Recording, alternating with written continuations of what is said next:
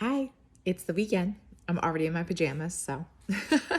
But it's the weekend, so nobody panic. This can be usually when people get a little off track because it's not as scheduled like your week might be. But that's okay. You need to look at it as a learning tool, especially like there's first few weekends where you're not really sure how you're going to be able to do things and like you're not sure how to navigate when things aren't as scheduled. But you need to look at it and say, like, what is it that is my issue? Is it that I don't plan enough for my weekends? Is it that we go out for most of our meals? Is it that you take in a lot of liquid calories? So take that as a learning tool and go from there and don't stress. But what I would like you to do is try to prioritize your protein.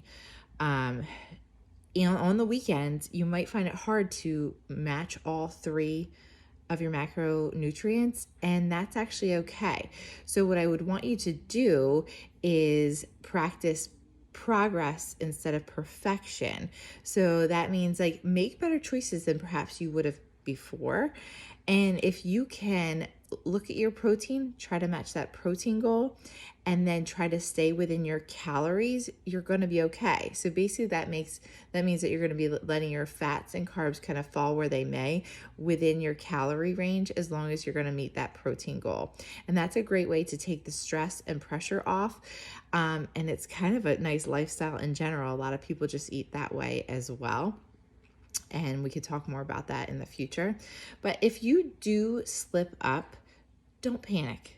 The worst thing that you can do is say, I messed up, and then I'm just going to blow it up until Monday morning, because then you're losing all these days. Your weekend accounts for like at least a quarter of your week. Usually people started on like Friday afternoon, so that's like a third of your week if you think about it. So these days really do count, especially when it comes to achieving a goal. So do your best and forget the rest, and just ask me any questions if you had them.